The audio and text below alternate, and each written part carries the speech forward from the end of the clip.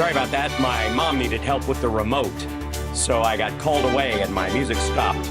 It did not have permission. We're almost there. Oh boy. You guys can hear me okay, right? Excellent.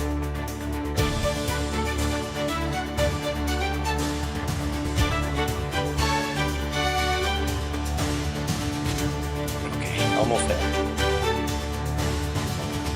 And we're up on Substack. Everybody hit those hearts on Substack. That allows everybody to know we're live. Watch, I'll make an example of it. Bing, bing, bing, bing, bing, bing, bing, bing, bing, bing. Look at that. Isn't that lovely on Substack? And then on Instagram, we are live. If I try to do an emoji, it will freak my computer out. So everybody throw some emojis in the chat on Instagram for me if you could. Just doesn't cost you anything. Just throw a little heart or some sort of eggplant. I don't care. It's up to you. By the way, do you like my new spaceship? Spaceship! I'm always working on something.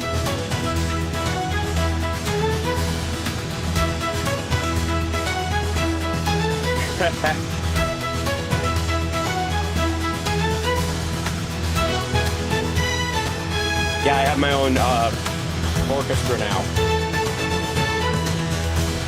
You're like, that's the theme. You're damn straight it is.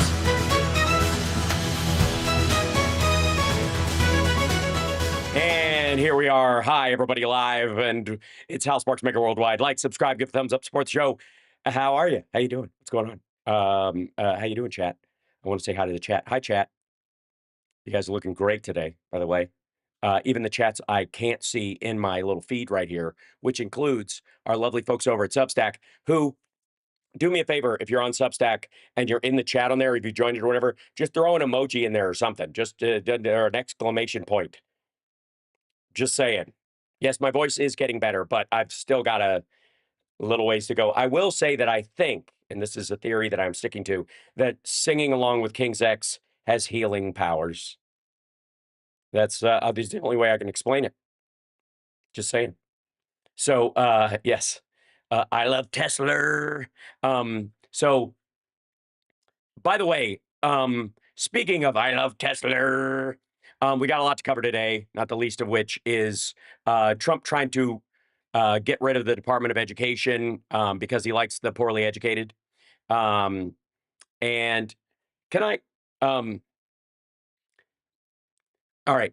There's this thing that was started largely by Steven Crowder, I think, of that, and it's become a meme where it's that something offensive, change my mind, whatever. And he sits there and, women deserve to be pregnant and barefoot in the kitchen and need to not vote, change my mind, that kind of thing. And then what he does is anybody with a good argument, they just cut it out. And anybody who's just mad or freaks out, they use that. And you know what I'm talking about? Okay. It's pretty easy. I mean, I would expect in those circumstances, full live stream available, unedited in those circumstances. Otherwise, how do I know you're not just picking and choosing like, I don't know, like Kimmel does when he finds people that give dumb answers on the street? Obviously, there are smart people that go, no, that's the Fourth Amendment you're talking about, not the Second Amendment, and you don't get the Fourth Amendment by doubling the Second Amendment. That's not what that is. And they just cut that out, and they go for, the Fourth Amendment is like 2 times the Second Amendment, man. That's not, everybody, babies are the sex they were conceived at, and every infant should be handed a gun at birth, right? They'll play that one, but then they cut everybody else out. Hal, did you watch the interview with Richard Marks and Paul Stanley I sent you on Blue Sky? No, I haven't seen it. Did they mention the phone call? Or that somebody came up? Probably not. Anyways, love them both. They're great people, period. End of story. So, anyways, it became well, I was about to say a hip thing to do, but that's absolutely not true. It became a hack thing to do on the right, which is go to college campuses and challenge people to debate you on certain topics. And then again, like I said, cut out anybody that is sensible and put in people who aren't. Now, I don't know if this is an example of either, but the title in and of itself made me curious. So here, this is Charlie Kirk looking, by the way, like he fell asleep and his head started to deflate.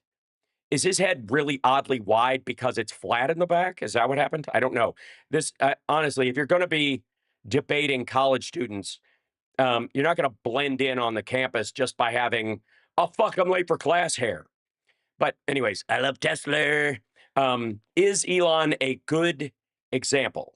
I don't know. Spoiler alert: no. But let's a good example of what? He goes, why people hate Elon Musk. It's not what you think. So it's not that he's an apartheid nepo baby who actually hates the country and is trying to cede more government contracts because none of his companies stay afloat or are profitable without government funds or a government bailout or a government loan guarantee, period, end of story. And that even his one failing business that doesn't involve government contracts, he needed the Saudis and fucking P. Diddy to keep it afloat, to buy it in the first place. I mean, I don't even know if it's afloat. I mean, it's a floater. I'll give you that. Twitter survives a couple of flushes, but it doesn't get better. All right, so this is Elon, I love Tesla, a good example? I want to know a bit of some specifics on who these communist elites you keep on talking about are. Like, what kind of attributes make someone's part of this communist elite that you complain about so often? Being a communist and being an elite. Oh, okay. Oh, fuck off. Being a communist and being an elite. Okay. Besides just being lame, it's also kind of just cop out. Make someone part of this elite. They could be part of the World Economic Forum like Klaus Schwab. It could be someone that's very wealthy that runs some of the major companies on the planet. I mean, okay, so like Elon Musk. Is he one of the elites? Well, he's not communist, but he is an elite. Okay, so why should we succumb to the whims of these elites as opposed to, you know? Well, it's a good question, actually. I think we need better elites, and I think Elon's a great man. We need better elites. The elites were the enemy, but we just need a new class. Now that Elon's in, we need more musky elites. Of that. Hey, dude, I don't know who you are, but we are all your face. What a bunch of shit. We're going to get rid of elites. You see, our country was largely propelled thanks to great elites like Andrew Carnegie and John D. Rockefeller and people like Rockefeller. Yeah, Rockefeller was one of those. He was I think a direct cousin of Rockefeller, who I think drummed for Queensryche for a while. Rockefeller, sure. Baruch in the 1940s or 50s. We're never going to get rid of elites. Elon Musk. You know, we're stuck with them. I know he said they were the problem, but now that I think about it, and the fact that the dude I suck on the anus of politically is, in charge of the White House and is just a real estate second generation rich asshole with an orange spray tan and piss colored cotton candy stapled on hair. Maybe the elites aren't so bad. The best of this example, using his wealth and his treasure to reinvest back in the country. Okay, first of all, he's not using his wealth and his treasure to invest back in the country. He's using taxpayer money. What? I'm sorry, do you think SpaceX just like went up to the space station and came back as a favor? It just seems like if you're so against the elite, why are you, I don't know, supportive of any elites? Shouldn't we just be against the interests of any of elites? No, I'm not against the idea of elites. You're always going to have people at the top of something, top of institution. At the top something. God damn, is there a school you go to learn how to speak this well? Do they have a correspondence course where I can get like a pamphlet in the mail? The school, top of a sporting event. The question is, will those people be noble and have duty, courage? Duty. You mean like Bezos's ex-wife? I'm sure that's who they mean. And strong ethics. That's always been the question. So then why are you touting Elon Musk as a good example of these? Because he's a great example. He gives a lot of money away. He also bought No. It doesn't first of all, I don't even know that they pay dividends anymore on a failing stock like that. But no, he doesn't give any money away. What are you talking about? And you can tell by the way he's looking down. He's like, he gives a lot of money to charity. I think that's the name of the stripper he had baby number 12 with. Saved freedom of speech in the West.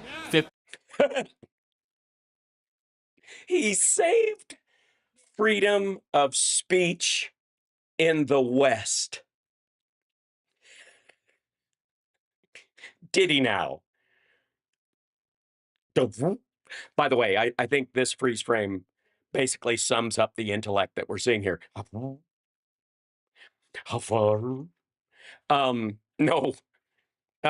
Dude, he censors people on Twitter who disagree with him. Free speech in the West, you tit. $1 billion that allowed us to speak freely. And he's now. I'm sorry, what? How much money? A great example. He gives a lot of money away. He also bought X, which saved freedom of speech in the West. $50 billion that allowed. 44, and it's not his money. He leveraged Tesla stock price, it's Tesla stock for a loan that the Tesla stock isn't even worth what he leveraged it on before. He also brought in the Saudis and Sean P. Diddy Combs as one of his investment partners. Do you think Charlie knows that? I mean, genuine question. You think you think Charlie Kirk knows that P. Diddy is a co-owner of Twitter? So by that elites level, according to Charlie Kirk, whoever bought Twitter helped save free speech in the West, and therefore, cogito ergo sum, e pluribus unum, have a nice day. P. Diddy is someone that we should, he's an elite. We should have more elites like him. To speak freely, and he's now sacrificing a lot of. By the way, does anybody have any problem speaking freely anywhere? I'm sorry. Is Twitter the artery of free speech? Are you fucking kidding me? Time where he could be on a yacht in Monaco trying to find waste in our federal government so that your taxpayer dollars are better spent. No, he can't, because his entire fortune is based on government contracts.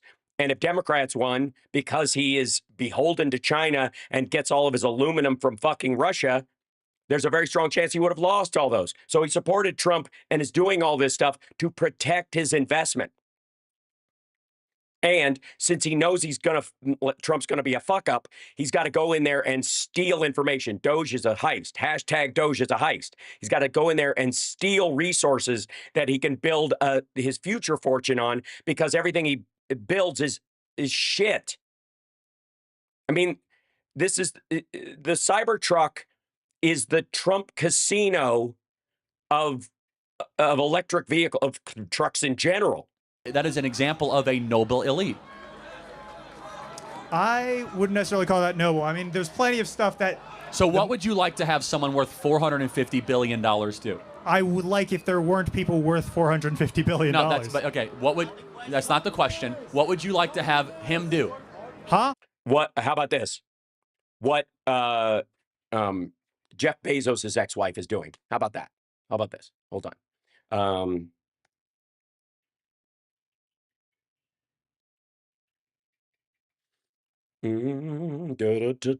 Mackenzie Scott, ladies and gentlemen. How about this? Here's what I would like to see. That's what I'd like to see. Here, you dumb balloon-headed motherfucker. This is what. Mackenzie Scott's large unrestricted gifts have transformed nonprofits. Research shows. How about that? Also, he's not worth $450 billion. What a fucking, it's absurd. Since 2019, Scott, who is estimated by Forbes to be worth more than $32 billion, has given away $19 billion in no-strings-attached gifts to more than 2,000 nonprofits, meaning the recipients of those donations were permitted to spend the funds however they saw fit. The median gift size was roughly $5 million. She identified organizations she deemed worthy of support through quiet research or discreet vetting process and didn't accept solicitations for donations. You couldn't go to her and ask for the money. She went and made sure that they were on the up and up and delivered it herself. by specifically turning away people who asked.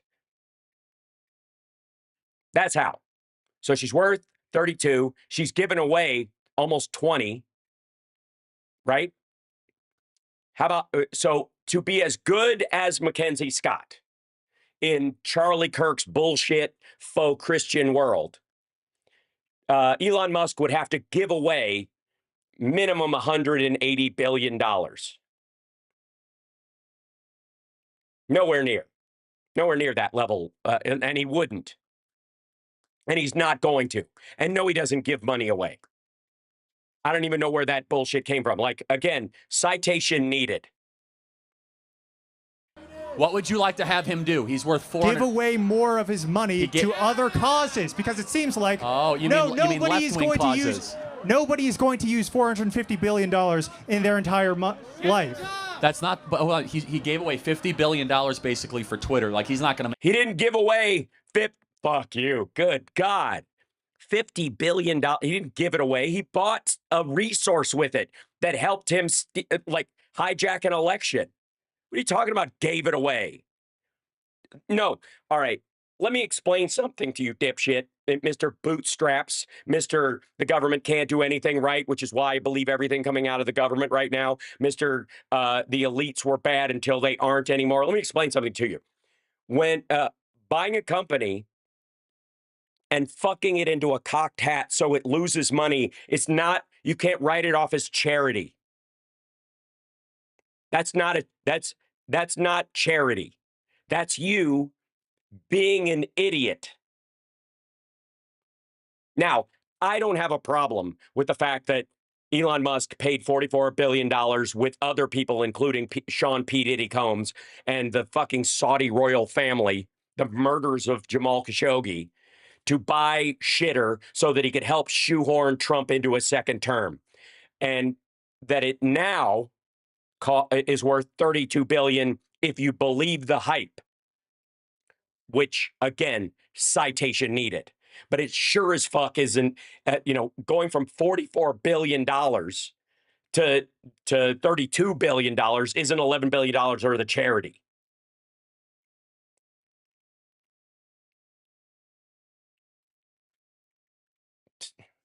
Plus tax. Money on that. He gave hundreds of millions of dollars on political stuff. Okay, also, donating to, hold on. So George Soros giving money to political causes is now charity on his part, and that's him being a good elite. Because just because you like, the action is the issue here. Yeah, giving to politicians isn't charity, especially if you make your entire living off of government contracts. What the fuck is he talking about? This is maddeningly stupid. I'm actually shocked Turning Points USA left this video up. He's given away billions of dollars charitably. I'm just trying to understand. And then also... No, he hasn't. Politics isn't charity. Buying a company and ruining it isn't charity. It's just a loss. Hold Elon Musk to the same standard as Bill Gates. I mean, I don't like any billionaires. Jeff Bezos. I'm just trying to understand. I mean, I don't like any elite. I think you guys hate Elon Musk so much because he used to be on Team Left, and now he's on Team America, and he's putting his money where his mouth is. And I don't like him because he's annoying and he has bad politics. Oh, because he has bad politics. No, and he's annoying. So it's like a personal thing? A little bit, but also he has bad politics. Do you think he's done anything remarkable? Depends on what you consider remarkable. It's like, I don't know, launching rockets into orbit and then landing. Look, it's remarkable when anybody launches a rocket into space. I'm always impressed. All the rockets I've ever seen. I think the rocker Felchers used to launch rockets early, but they were like steampunk rockets, I think. I'm kidding, of course. Rockets is just the best demo collection from Def Leppard. The one launching the rockets, his employees are. Okay. He didn't design them, and it's a government contract. He's the inventor and the innovator of SpaceX. He only has 4 patents to his name. Most of those are for the Tesla Model X, not for anything related to SpaceX. And how many do you have to your name? I'm not trying to be Elon Musk. Yeah, it's so easy. How many, Jesus Christ. How many patents do you have? I don't know. Maybe you know what? Ladies and gentlemen, as if I didn't have enough to do, it's time. My goal this year is to have 5 patents. I don't care what it's for because it doesn't matter. According to this dickhead, it doesn't matter. According to Charlie Kirk, right? It doesn't matter. So it's in the near future, depending on how long it takes me, I'm going to file for 5 patents, even if they're just stupid. I'm going to get awarded a patent on 5 things just so I have more patents than Elon Musk, and therefore, by Charlie Kirk's, math, I'm more elite than he is. So stupid. KG Dalglove, your dad has more than 5. Obviously, you're the child of elites. Yes, 5 eggs, 5 patents. That's the rule. Jesus Christ. This is massively weak sauce. And the only reason here's why they kept that up. This is the only reason they kept this up is because that kid said, "I don't like any billionaires." And so the viewers on Turning Points USA and Charlie Kirk himself will go, "Fucking commies. They just want to redistribute everybody's money and blah, blah, blah, blah, blah." Okay. Criticize. I don't like No, Elon. He I'm only not has 4 trying to patents. be him. No, I think maybe you should just have a little bit more like awe at what this guy. Yeah, maybe you should kneel down in front of your oligarchical overlords whose entire business is based on government contracts, which we used to say was an indication that you were a shitty businessman. And now I think it means you're a great businessman because I'm what I would accuse the left of being, which is morally flexible. Built and what he has done. I'm and just disappointed. You have so much money and you're wasting it on so let me everything that he's doing. So if Elon today said, "I'm going to give $300 billion away to the federal government or to whatever," you'd say, great. I mean, I guess it would be better than what he's doing now. Okay. Well, guess what? He's on our team and not yours, so good luck. Yeah, I know he's not on my team. And he's got a lot of money to spend. All right, another unrelated thing. When was the last time you updated your Wikipedia? Well, I know it's very unrelated. I try to update it, but then there's a lot of editors that don't let me. All right, because it lists your height as 6'5". Can you stand up for a moment? Yeah, I'm 6'5". But would you like me to prove it? Yeah. Okay. Damn, I'm only 5'3". You look a whole lot shorter than 6'5". I'm 6. How tall are you, my friend? On a good day? Am I 6'5"? Am I 6'5"? Jesus Christ. This is why they kept it up. Am I 6'5"? Am I tall? Come on, let's all stand around and judge me based on a trait I had no control over. Genetics at birth. Because obviously what I'm doing with my genetics fucking sucks. I've got an enormous head and I'm not using the brain in it at all. If one day maybe Elon Musk will allow me to rent it out to people who want their dog to be mildly slower. Fuck, this is lame. And they put this up. Am I 6'5"? Jesus Christ. I'm 5'9", for the record. But if I get an erection and I lay on my stomach, then I'd be the same height. The point, so stupid. This is so like douchey lame. This is probably the most college campus thing of this whole thing. Like your forehead is 6'5", right? Like, good Lord. I think I'm 6'5". Great. Yeah, I think so. You know what? You might be. And perhaps it's your height and the lack of oxygen that gets to your brain because the oxygen draw in your lungs are probably similar in size to somebody who's, I don't know, 6 feet tall, and your big melon draws more oxygen, or can't draw as much oxygen as it needs. And so that explains your the low quality of your argumentative reasoning and your idiotic concept that this was a debate worth having, and that you were successful in it, and that I was about to say, and that you thought it was such a dunk that you could put this video up online. But let me tell you, there might be another story here, and this might be a cautionary tale for young Charlie Kirk. And by the way, as somebody who is 55, there's not a lot of difference. I got some comedy lines on my face. There's not a huge difference between us physically as far as physical fitness and the dude's what, maybe 30? What is he? That's not good. That's not something to brag about. I'm just saying. And my teeth are whiter, but that's another thing entirely. I don't know. Maybe he needs to have one of those treatments or something. Maybe just grinds at night. Probably a grind thing. But it might just be that he didn't think he won this argument and it made him look good. It's that the people at Turning Points USA, somebody who works there, one of the editors, one of the website people, fucking hates him, and went, "Let's put that piece up because eat shit, dude." Yeah, it's this.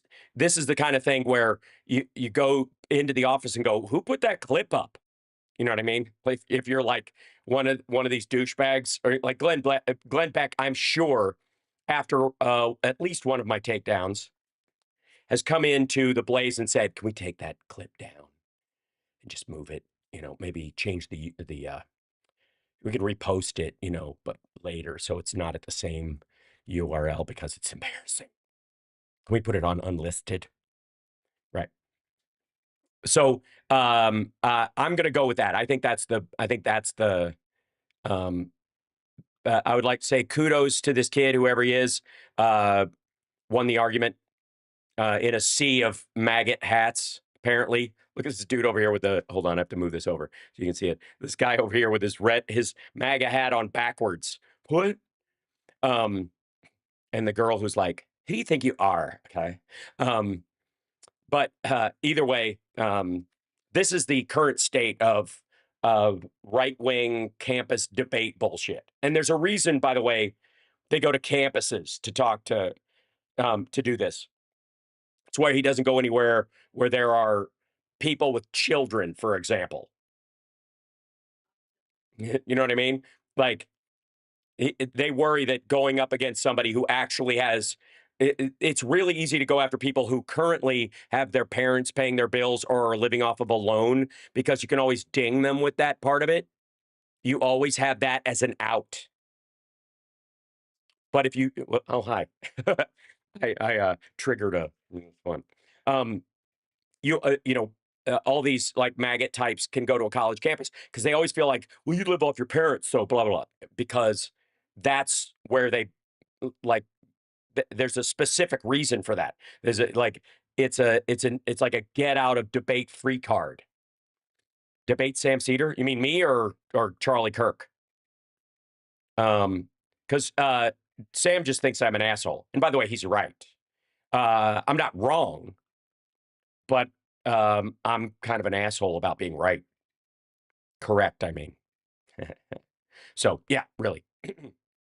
Because I don't buy into that TYT bullshit. You know, if we don't get everything, nobody gets anything shit. And he and his co-hosts fall into that on Majority Report a lot. And I stomp the brakes on that shit, and they don't like it. Because I will sheepdog the shit out of you if you try that stuff around me. Because it's the problem. That's the problem. Not what the right is doing. They're going to do that. There you go. So anyways, back to where we were. Chat room, hello. How are you? You're watching Housemarks Megaworldwide. Like, subscribe, give a thumbs up, support the show. We have so much this is Trump responded to the Tren de Aragua stuff. And I think there's some important things to cover on this. Now, this is, yeah, he unveils this fucking airplane. We'll grab that in a minute. Hold on, because it's just long. Can I show you something stupid though? Something else stupid, I guess. Something as stupid as Charlie Kirk, if that's even possible. This is CSL picked this clip just because of the thumbnail. Shocking discovery. I don't know what is Glenn. What's the shocking discovery? His nunt. Good Lord. I'm sorry I don't have the nunt thing up. Like that is. It looks like he's staring right at it. Like Jesus. How do you have? What is? I mean, dude, you're so vain. You've had like 2 scalp reductions and plugs and all that shit. Go get the little shit. What do they do? That little thing where they put staples under your jaw or whatever, like the like no surgery facelift thing, right? Is it a chin tuck? Right. Okay. I see ads for it on Fox News all the time. So you would think that he would do it, right? So this is look at the title of this: How the Department of Education Abolished Itself. President Trump is signing an executive order to start dismantling the Department of Education, and the left is freaking out. Okay. Not really. I think it's stupid.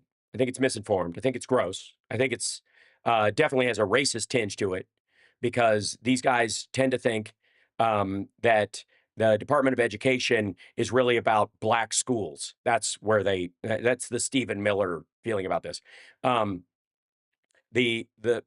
The issue I have with it, well, I'll show you, because there's another. Let's just go to this. This is Maria Barita Hama. And Barita Hama says, here we go again. U.S. denies his request from Mexico for the first time. So this is about the water request, non-treaty, by the way, which was optional anyways, but we'll show you that. Okay, here we go. Well, welcome back. Well, the United States is rejecting Mexico's request for a special water delivery to Tijuana. The State Department writes this on X: Mexico's continued shortfalls in its water deliveries under the 1944 Water Sharing Treaty are decimating American agriculture, particularly farmers in the Rio Grande Valley. As a result, today, for the first time, the U.S. will deny Mexico's non-treaty request for a special delivery channel for Colorado. This is from the Bureau of Western Hemisphere Affairs, a bureau of bureaucrats, I suppose, that unelected officials. The WHO Assistant Secretary sent this out on Shitter. This is so lame. River water to be delivered to Tijuana. Joining me now is U.S. Secretary of Agriculture Brooke Rollins. Secretary, good to have you. Thanks very much for being here. Feels like we're... Yikes. Why does everyone have to look like a Real Housewife? Why? in another fight with Mexico. Well, here we go again. I was just there 2 days ago. Today I'm at the White House, obviously, but 2 days ago. Obviously, that's not Mexico, right? I was down in the Rio Grande Valley with those very farmers that you just mentioned on the program. They are absolutely decimated. It is close to, the sugar mill has closed. There were only 3 states in the country that were had a sugar mill. Texas has now closed ours. Now we're down to 2 states because of Mexico not living up to its part in that water treaty. First of all, do they have enough water to share? Is there enough water for them to live? Because you really can only share water as a resource when you have enough. And P.S., it looks awfully fucking green in that picture. I don't want to help these assholes with their marketing, but maybe it's Texas. Find a patch of desert to have everybody meet in front of, and maybe don't even use green trucks because it feeds into, where the fuck are they, in a suburb? Some additional funds thanks to Congress to help those farmers down there. But listen, that's not a short-term. Sorry, some federal funds, some tax dollars from other states. We released some additional funds thanks to Congress to help those farmers down there. But listen, that's not a short-term fix. The fix is Mexico. That is a short-term fix. What you mean is that is a short-term fix. Or maybe it won't fix anything. Maybe it's you didn't add to it. Maybe it's left over from the Biden budget, which is exactly what it is. Must live up to their side of the agreement. And hopefully we'll see some changes. I think the president is ready to really engage on this. Well, you were also in San Juan, Texas yesterday. You did a roundtable on the challenges that farmers and ranchers are facing in the Rio Grande Valley. What specific challenges do you see, and how is it impacting their ability to do business? Yeah. So what could be the problem? Not enough government subsidies, I think clearly, right? Listen, they don't have water, and these are third, fourth, fifth, sixth, and seventh generation farmers. Work with me on this. Maybe, just maybe, that 7 generations ago, there was a lot more water there, but because of climate change, over time, there's less water. It's a possibility. I'm just floating that. 7 generations ago, there was a lot of water in the area, and then over time, it goes away because maybe something's changing in the environment that maybe impacts flu. All right. I and Senator Cruz and Congresswoman De La Cruz met with, and for the first time in decades, in generations, in 100 years, they can't plant their crops because they don't. Why? Because what? Know whether they will have the water. Okay. One farmer there, Maria, actually talked about how he normally plants 6,000 acres of citrus. He's now down to 4,000, potentially. Huh. And that wouldn't be because of, I don't know, environmental resource limitations, perhaps from climate that. Down to 2,000.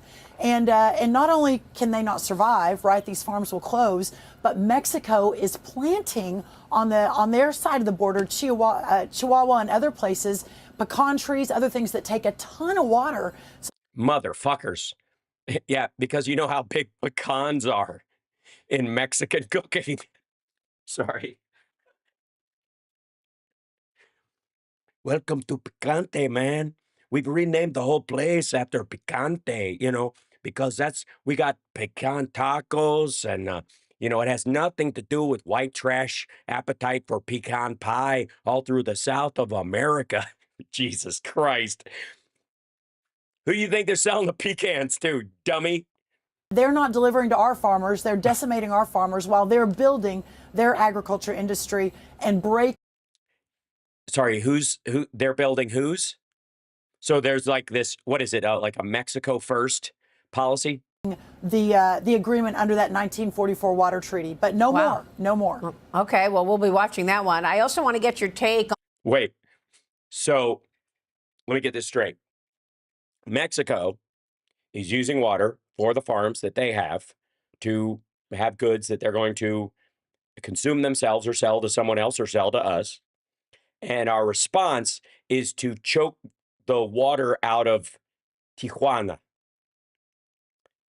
I got news for you. The Mexican government would happily trade Tijuana for arable land to grow crops on. Stupid.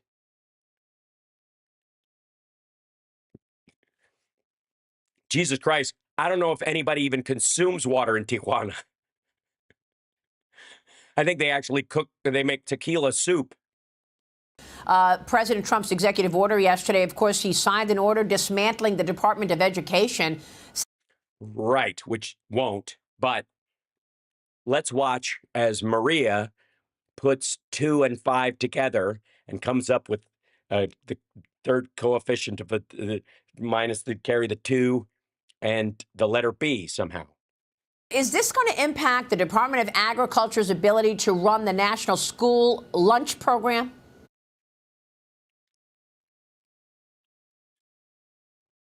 Yeah. Yeah, it is.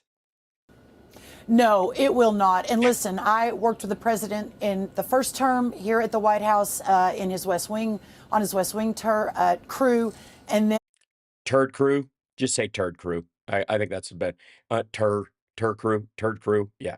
In the interim, the 4 years in the interim, obviously launched the America First Policy Institute. Education has always been a massive part of this president's vision on how we take the country back. But most of back to a time before we had public education? Sure. Was how we return that to the states, how we let the states and the locals under the 10th Amendment of the Constitution, where it should be, how we let them run their own education program. They do. They do. They can. But this might shock you. If they have more students than they have the budget for, they need the tax dollars from other states as the standard. So in using the tax dollars from other states, through the federal application of tax dollars and their representatives in government say, okay, we'll give you some of that money, but it's got to be doled out in a way that actually addresses the educational standards that should be there and not, end up funding Liberty fucking University. As it relates to USDA and our school lunch program, that is a USDA program. It will continue. We're going to refine it. We're going to reform it. We're going to better align it to make sure it's achieving its stated goals, which, as we're now realizing, so much of the federal government is not achieving their stated goals, their original mission. Well, now that you guys are in, yeah. But yeah, that will not affect the work in the school lunch programs. And I think what Secretary McMahon is doing. Sure shit isn't going to improve it. Her leadership there in implementing the president's vision is just a game changer for education in this country. Yeah. Also, education, not a game. Well, I mean, certainly many states look forward to it. They feel that they could do a better job than the bureaucracy of the federal government. But they were doing a great job before the implementation of the Department of Education in the first place, weren't they? Look at those hungry kids that were being fed so easily and so uniformly throughout all the red states before the Department of Education started. Look at the education standards in the United States before it started. Look at the literacy level. Oh, wait, they didn't even fucking check in a lot of these states until they were made to. We're facing a deadline today, the Agricultural Department facing a deadline today to release $10 billion in economic assistance for farmers. Secretary. Why would they even need that? Don't they have the greatest deal maker in the history of deals that are made? Held a roundtable in Georgia. You were talking about how the president's tariffs will impact farmers and ranchers there. We've got new Fox News polls show that voters have major doubts about the tariffs. Nearly 70%. You don't say. The tariffs Say that they will make products more expensive. By the way, who the fuck are these people? Who in the fuck? I mean, honestly, look, I can believe that you can think it would be no difference if you're just sucking up to Trump. And I understand more expensive because that's facts. But who the fuck are these people? Who are the 7%ers? These are the people why we need the Department of Education to exist. A majority thinks or proof positive that it sucks, I guess. Will hurt the economy and the jobs market. Are you expecting agricultural products to be more? Also, help. That's Trump. That's the Trump base. But that's the actual Trump base. That's 35%. This is them starting to wane on this idea. This business, hilarious. Again, I don't know. They don't even have a no opinion part of this. Expensive as a result of tariffs, Secretary. This president's vision of tariffs being such an important part of his toolkit as he begins. Toolkit? He's got a fucking rubber mallet with tariff written on it, and it's a solution for everything. What are you talking about, toolkit? It seems to be the only thing he's got. At this point, I think he's probably brought up tariffs in the Ukraine-Russia negotiations, you dum-dum. Realign the economy to put America first, to put our men and women. Oh, you mean like Mexico's doing with their citizenry about the pecan farms? Families first. Everybody knows. And when they voted in November of 2024, they knew that's what they were voting for. Yeah, but we knew that's what we were voting against, moron. And but understand the depth of that sentence, ladies and gentlemen. Listen to this again, because what she's saying is buyer beware to Trump's voters. Look, stop bitching. You knew this was going to happen. He said he was going to do this, and you guys were like, oh, no, baby, he's bluffing. That's what that was. First, to put our men and women, our families first. Everybody knows, and when they voted in November of 2024, they knew that's what they were voting for.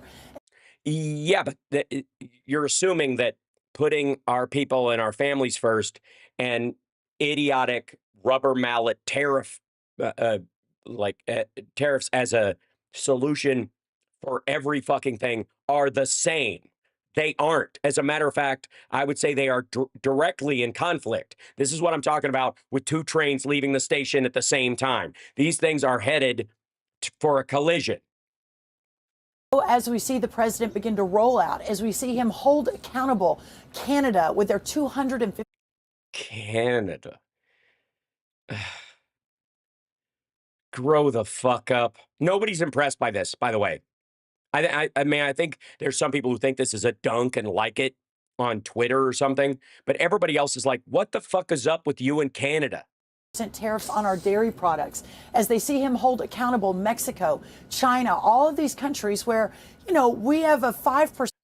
Oh, you mean the two countries he negotiated the greatest trade deal ever with, which apparently sucks and doesn't work and is easy to violate and left out, I don't know, food as one of the trade elements of it between Canada and Mexico for the USMCA. Remember the greatest trade deal ever? Which apparently he had to come in and go, oh my God, this fucking sucks. Who allowed them to do this? You did, dummy. Also,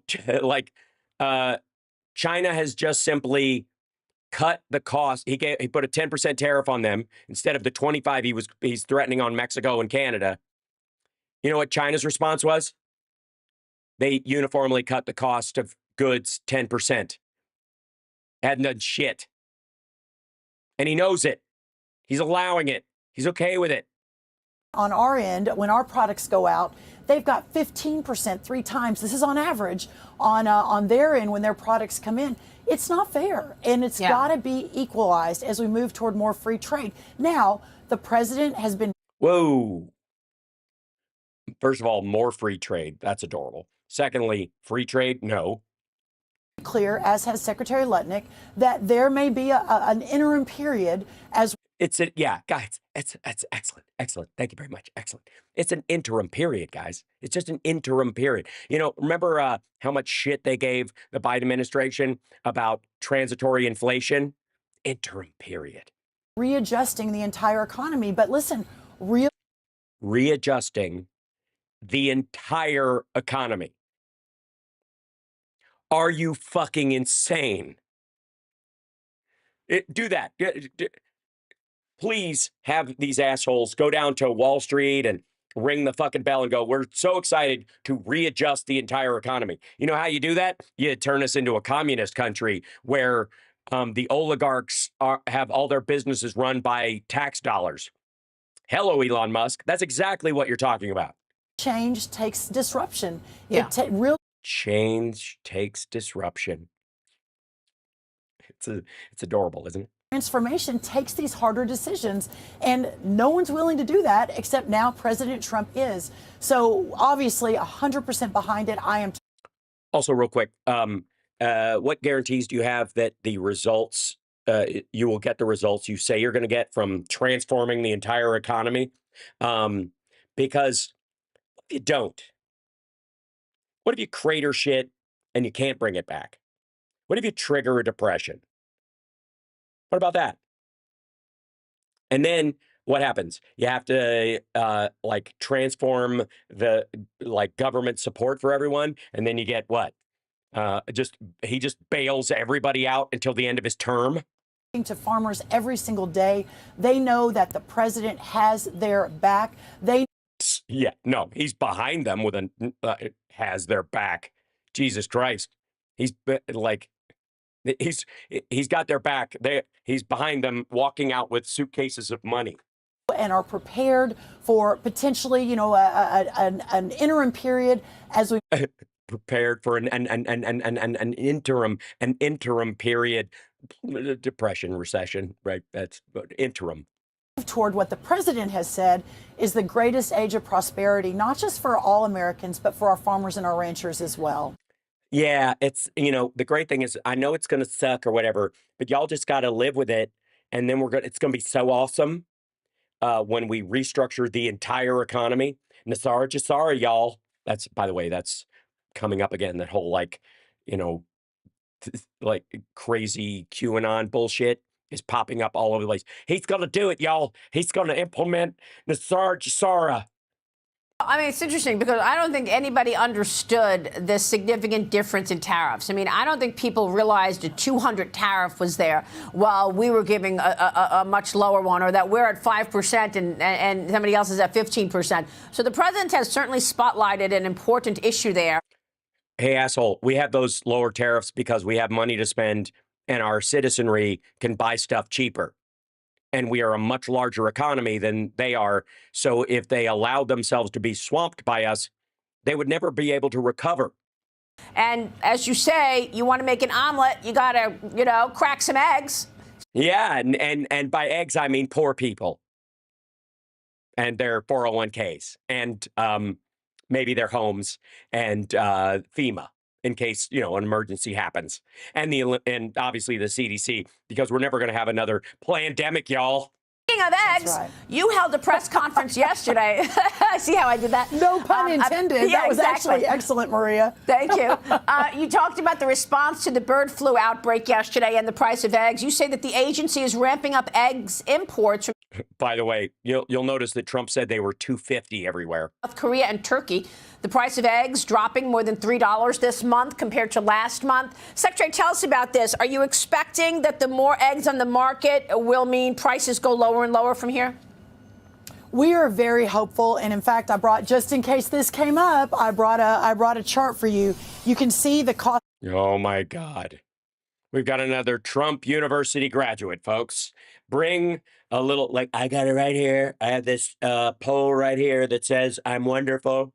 Right. Eggs and how it has increased and increased and increased. And then as the president. Yeah, that would be the bird flu epidemic. Yeah. And to roll out the vision and our plan about 3 weeks ago. The vision and your plan? You mean after the Biden administration culled all those chickens and then the chickens grew to an age, the new chickens grew to an age where they could start producing eggs again? That's that point in that fucking chart, you tit. You can see almost a 50%, I think 53% decrease in the cost of eggs in just the last 3.5 weeks. Listen, not only the importation of eggs from Turkey and South Korea. Gee, so production of eggs in the United States has gone down. But let me get this straight. We're importing it. Hold on 1 second. How many of our eggs are South Korea and Turkey buying? Okay. Why is there not a reciprocal tariff on that? Let me guess. 0 tariffs on buying eggs from fucking Turkey? Short term, we're also talking to other countries. I was on a couple phone calls yesterday to potentially bring in some other eggs import. So let me get this straight. Instead of solving this fucking problem, you're incorporating like an international, a globalist egg agenda.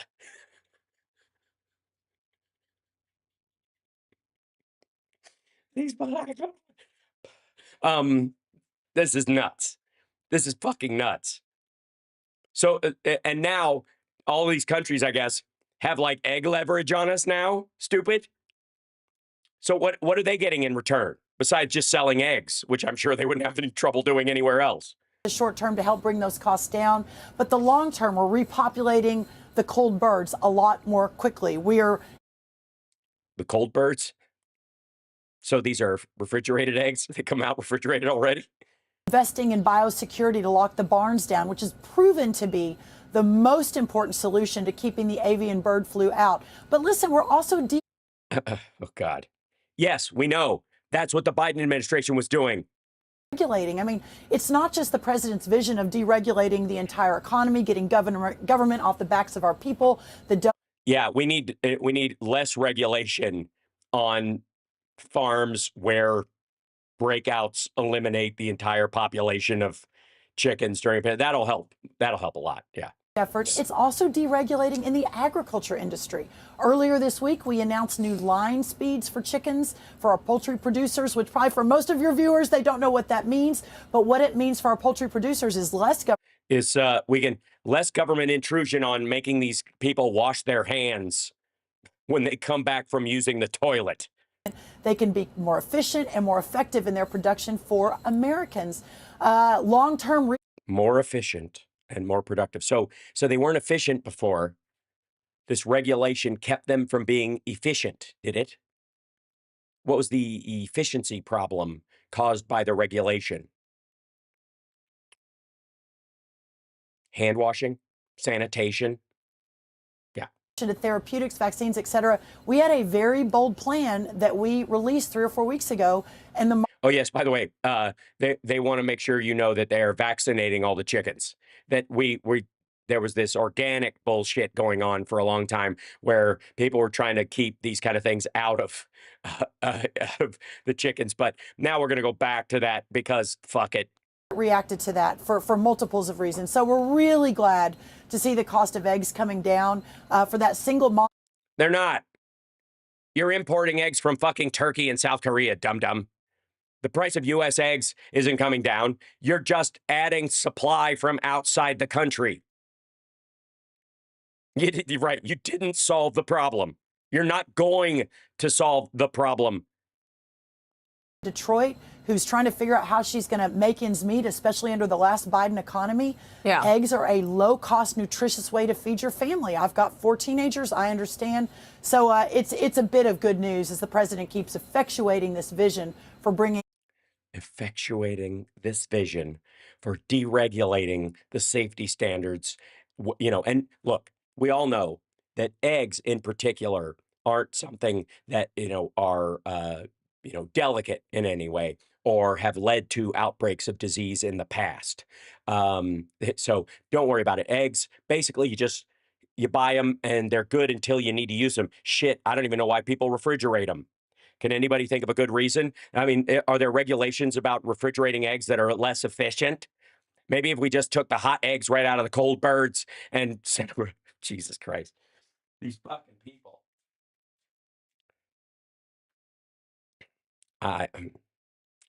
Fuck. This like the tap dance. And the weird part is that any maggot who's marginally deluded about this stuff, where they're not all in, but they like to believe they are, or their ego is too fucking weak to realize that to admit they've been flim-flammed and they have realized it already, has to be hearing this shit and going, oh my fucking God, these guys don't know what they're doing. They're going to poison people. We're going to have, and again, this is the libertarian philosophy that you hear a lot. Now, I would like to remind everyone that libertarianism is not a political philosophy. It is a douchey, unilateral, personal philosophy that you extrapolate onto the rest of society because you think you're a bootstrapper and you don't need any help from anybody else because you think your brain paves the road as you drive across the city, and every time you hit a pothole, that's what government did, not the rest of the road you drive on without even fucking thinking while you're on your goddamn phone. Libertarianism is like the laziest, most egomaniacal, pathetic excuse for a political philosophy that exists, and Rand Paul is the fucking poster child of it. All this stuff just happens. That there's water in the tap, and if the government didn't have all these regulations, my water bill wouldn't be this high. You'd also be dead, you dumb motherfucker, from lead poisoning and all kinds of other stuff a long time ago. So, this is part of this like deregulation thing is the libertarians around him, including these kind of like douchey elite bottled water libertarians who don't drink tap water or bathe in it or cook in it because they've got their own water softening system that they bought. They paid $10,000 for it in their thing, and they have somebody come and change the filter on it all the time, right? That's where it comes from. They think everybody has access to that kind of water, and if they don't, they kind of deserve to be poisoned. Why are we keeping these pathetic poor people alive in Appalachia? What, trying to purify their water? Isn't it their fault for living downstream from a coal plant? If they have birth defects and end up ditch diggers, hey, the world needs ditch diggers too. And so the Smales administration has decided that they're not worth saving. The maggots in general think that the people that will be the first to go are inner city black people, because that's who they think are most on the tit for the government. And they aren't. Rural redneck America is. They rely on the government more than they can even fathom. And when it's gone, they're going to be the first to get sick and die. And if you want any more proof, look at the death rates in those areas after the government went after tobacco. When the government specifically, went after big tobacco and stopped all the ads and all that kind of stuff, it shaved off a big chunk of the death rate in those areas, because that's who that was for. All that stuff about, smoking and stuff, like the you don't want kids, smoking and that kind of stuff, and it was very important. And it's great to dissuade young kids who are impressionable and all that. But that was a veneer for the entire movement. The reality is that we were on the hook financially through Medicaid for all these fucking lung cancer and bronchitis and asthma cases all throughout the South. Poor white trash who cannot afford health care were weighing down the system. And if you can raise the price of cigarettes so that they can't afford them, you save so many of their lives that it saves a huge expense from Medicaid. It punts the cost of medicine, the Medicaid fund going bankrupt farther. The cost of of Medicare and Medicaid. That people can't buy a Tesla. I don't know. In China, they do it all the time. I don't know what you're talking about. No, kids smoke, and that was part of it. And it has value. Now, I would argue also the same thing was true for a while when drugs didn't necessarily kill you. They just made you intolerable. The war on drugs for a long time was about making sure kids didn't do drugs and worrying about, a brain drain that was being caused by these things over time. That's where it all came from, largely. Now, one of the things about the retreat in the war on drugs is, well, you can't save everybody, and these people are a fucking drag, so let's just let fentanyl kill them off. And that's what happened for the better part of like 7 years to a decade. As drugs got more intense, oxycodone, OxyContin snuck its way in, and opioids started wiping people the fuck out. They were like, you know what? Were they ever going to be useful to society? So they just pulled, they are pulling back from it was used by a lot of these red states to purge the more annoying members of their citizenry by just letting them poison themselves and die. And then it started to eke its way into colleges and universities like Miami and places like that. And these pills would be, that looked like Adderall and the like, fentanyl was being snuck in. And that's when you saw the Trump world, the Don Juniors of the world go, holy fuck, if I don't know exactly where this pill comes from, it could be fentanyl and I'll die. That's when they started to care. They didn't care when it was wiping out white trash people, couples dying in their fucking car of an overdose from a drug they didn't know was in what they were taking, with a fucking baby in the back while the hot car heats up, with two parents in the front dying of an overdose. They didn't give a shit about that. It was good to scare straight the neighbors, but they didn't want to stop it until it started reaching elite corners. That's when they started to give a shit.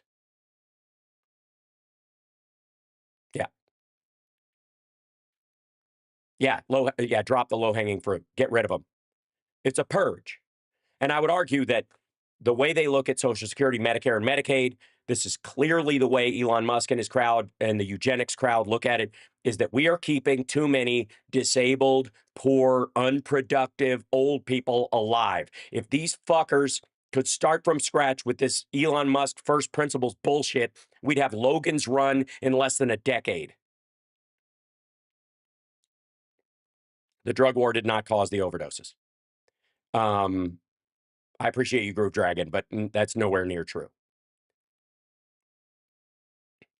The only thing that made them sit up and take notice about fentanyl is that they were afraid it was starting to sneak into areas where the drugs they take might be affected.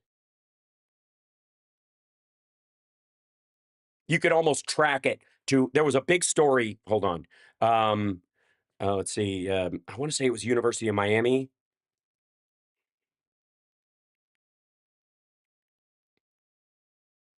Okay.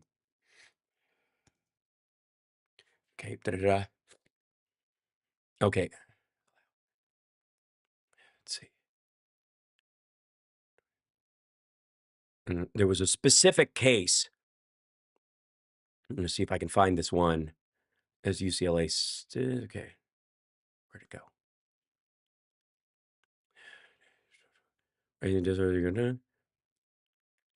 Yeah, counterfeit pills. Here we go. I'm trying to find this. Yeah, here we go. So this is UCLA Health, but I'll show you this.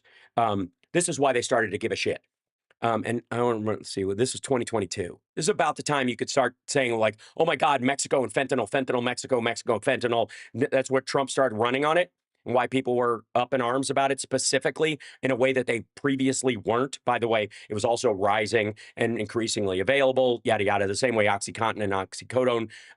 It came in to fill the gap that the Sacklers finally getting busted, led to a down, like a downward trend in the availability of opioids from traditional sources, overprescription and all that kind of shit. An average of 22 adolescents, 14 to 18 years of age, died in the U.S. each week in 2022 from drug overdoses. 22, 14 to 18-year-olds. 5.2 to 100,000, driven by fentanyl and counterfeit pills, new research finds. This was the turning point. When they started to give a fuck. They didn't give a rat's ass when people who knew exactly what they were taking were dying from it. They got worried that kids were experimenting and they started dying. And it's a reasonable fear to have, but these kids thought they were crushing oxy and had gotten used to it, and then it had fentanyl in it because it was fake oxy, and fentanyl was way stronger and it was killing them. That's why they started to care. And it was because it was white kids in relatively middle-class areas. The increase is, however, not due to more illicit drug use, which has in fact fallen over the years, for example, including cannabis. The rate of any illicit drug use among 12th graders had fallen from about 21% to 8% in the 20 years since 2002. Instead, the increase is the result of drugs becoming deadlier due to fentanyl, which is increasingly found in counterfeit oxycodone, benzodiazepines, which is the thing that Trump is on, by the way. The talk about this was that Trump does benzos on prescription and just abuses that prescription, and other prescription pills that fall into the hands of adolescents. And the idea is that they could counterfeit them. And how do I know I'm getting real bennies, right? Or the party ones that he was borrowing once he ran out. Again, chemical yo-yos, these motherfuckers. And now they all got nervous because it was starting to hit Don Jr.'s fucking stash. That's when they started to care. They did not give a shit when white trash people were dying of overdoses in their fucking cars, and we heard these horrible stories because those people take up space. They're useless eaters, as Henry Kissinger used to say. So, and again, this is maddening. Hold on one second. This is just gross. It's like he's trying to take a test. I guarantee if this was a math test, all these kids would beat him. If it's a geography test, they'd win it hands down. Like he's just there to fuck up the bell curve and make it easier. This is hilarious. And is this the new auto pen? He's just letting kids sign it? Of course not. All right, so this is him saying he's going to get rid of the Department of Education.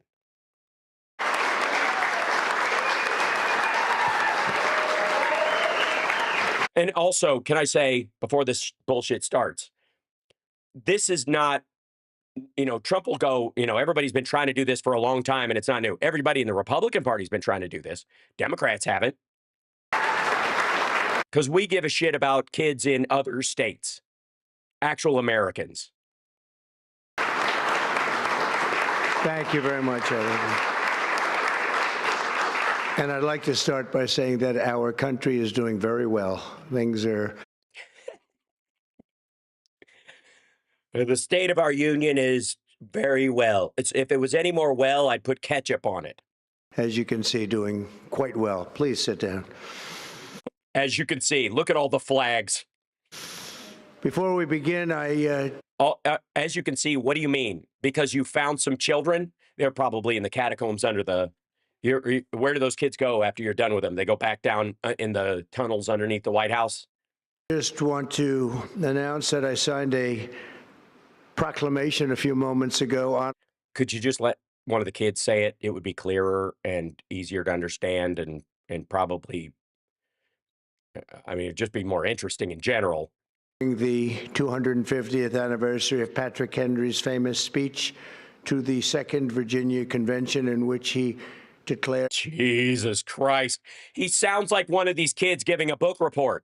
Very well-known, very famous words, give me liberty or give me death. Has anyone heard the phrase? I think most of you have.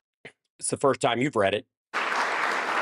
Also, what a weird fucking thing to say in front of a bunch of school kids. What? Give me liberty or give me death. Right, kids? If you can't have liberty, you probably want to die at 10 years old, right? Wouldn't you rather be dead? Huh? Do you understand? How, you should be lucky. As a matter of fact, if we have to sacrifice some of you to keep our liberties, you get ready.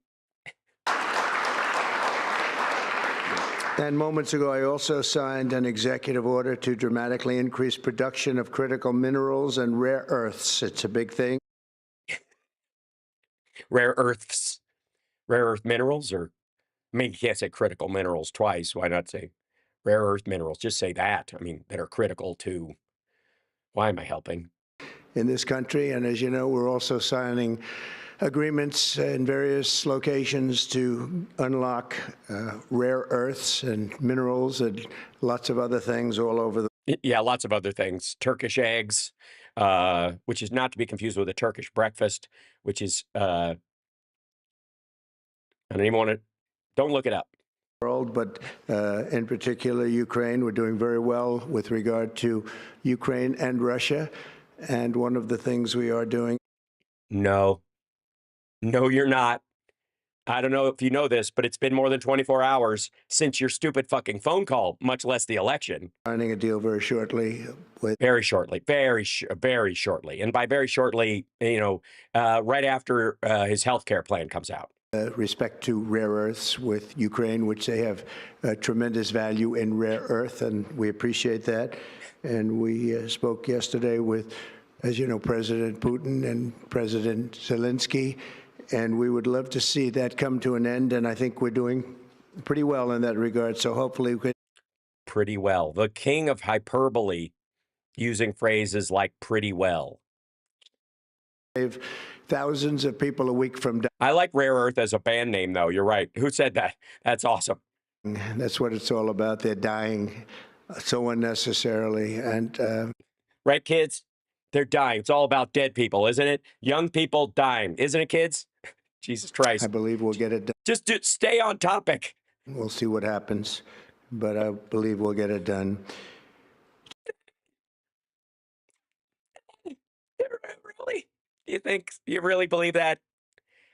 Or are you just saying you believe it because you have to say you believe it because it's not happening?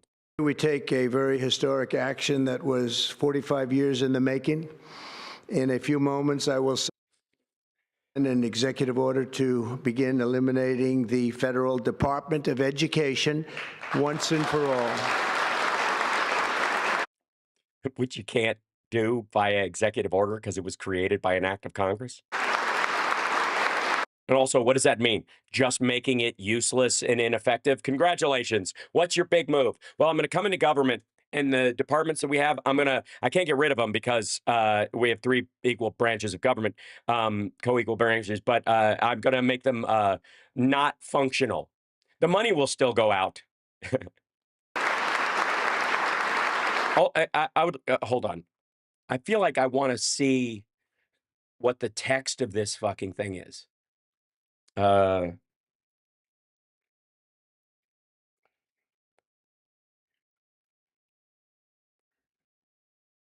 going to take a typing class one day. I really am. Let's see if I can find the text of drawings. There's improving education outcomes by empowering parents. Okay, this is the March 20th. Here we go.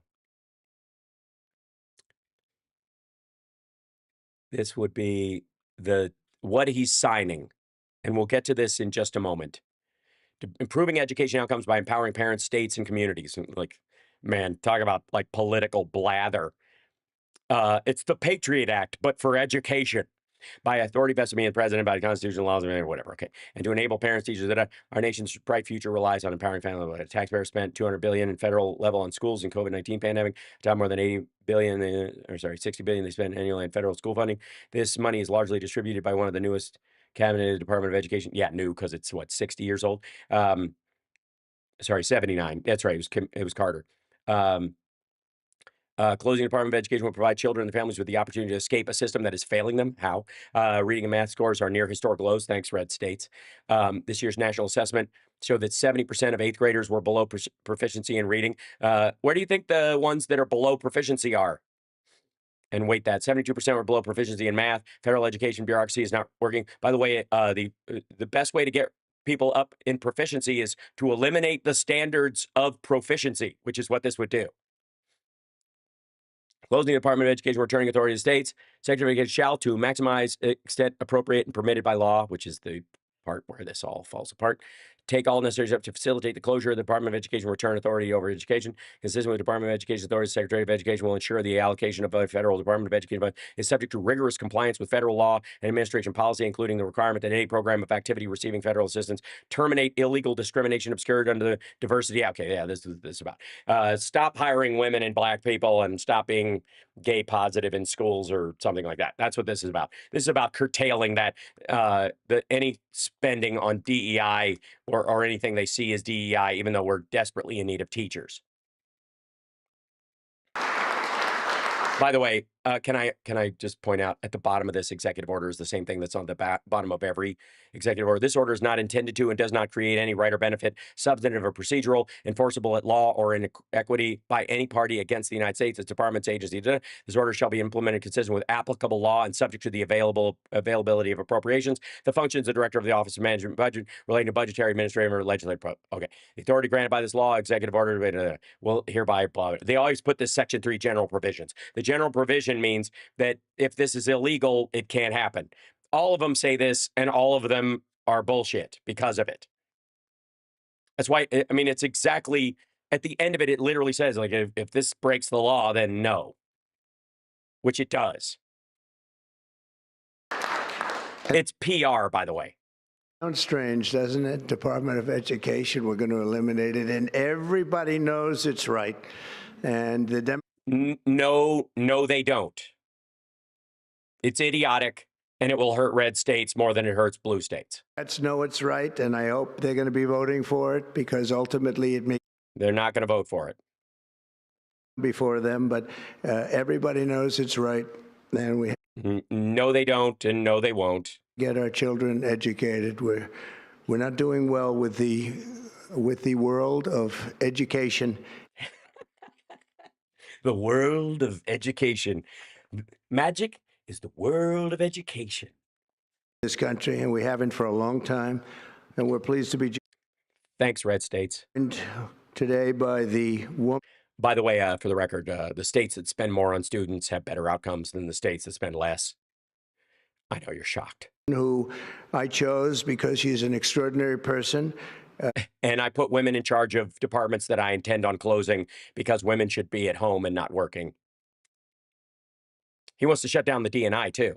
That's why I put Tulsi Gabbard in there. That's what he does. He puts a woman in charge of it. It's what. In one way, it was like proof that he wasn't going to go for an infrastructure bill is when he put Elaine Chao in charge of transportation. It was a giveaway to Mitch McConnell, but it was a guarantee that he wasn't going to pass an infrastructure bill. And hopefully she will be our last Secretary of Education. Nope. Man, Linda, thank you.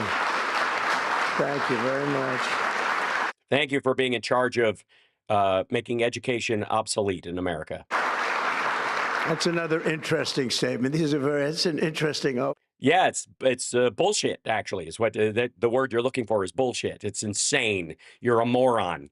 Yes, there's a reason why when you say it out of your mouth, it sounds dumb, because it is. Right, but it's true, and people. It's been amazing how popular this has been. I tell people.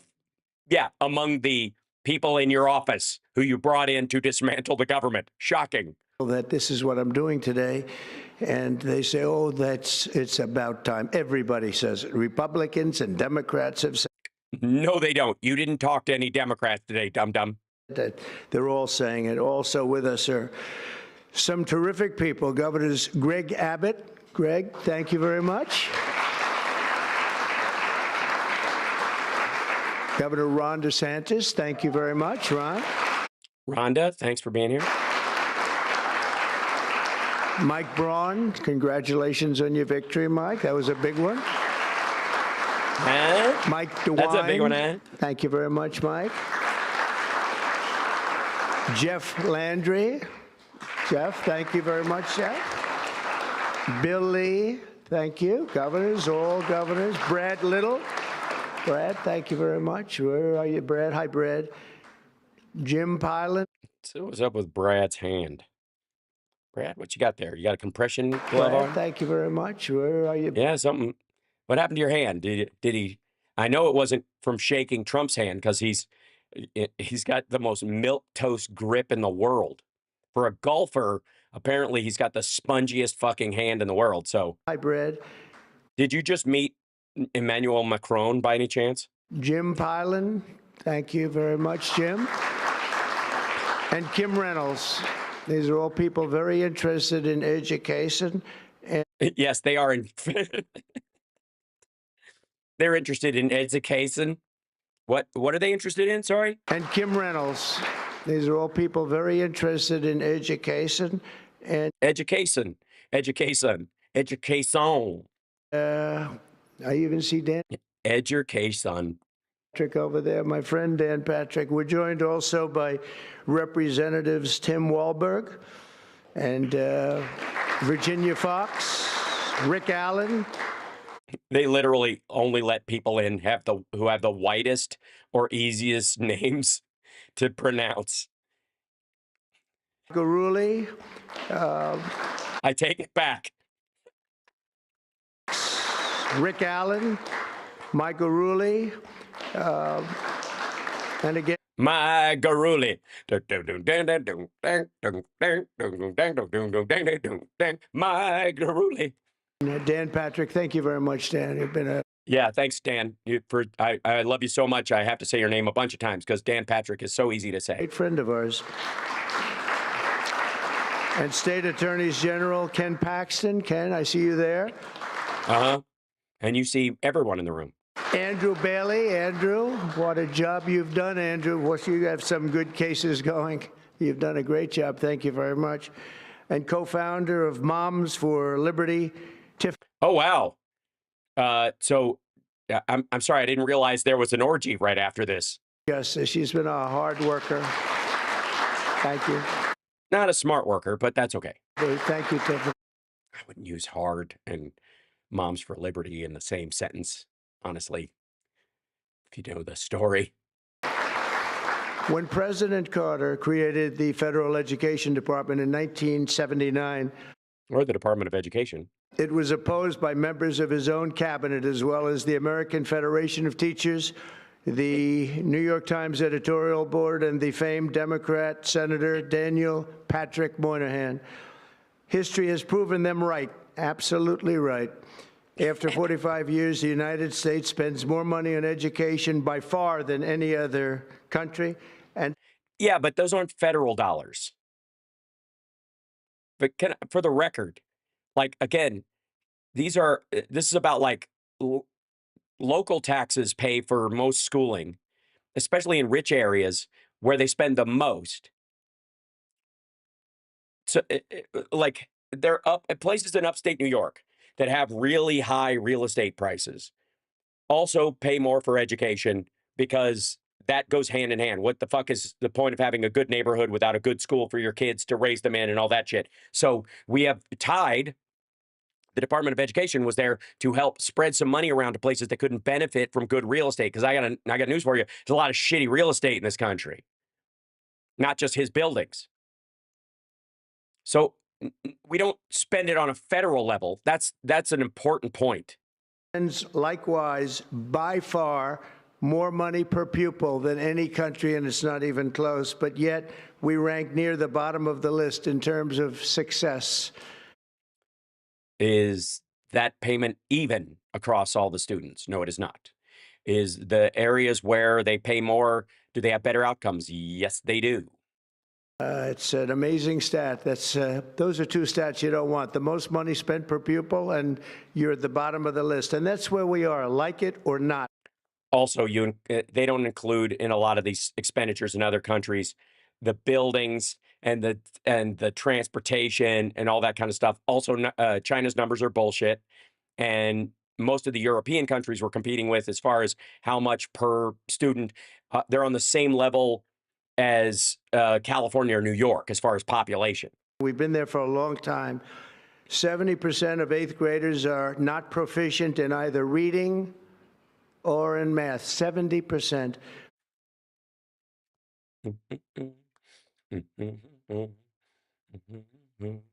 Let's see, you're reading. Oops. Proficiency. U.S. by state.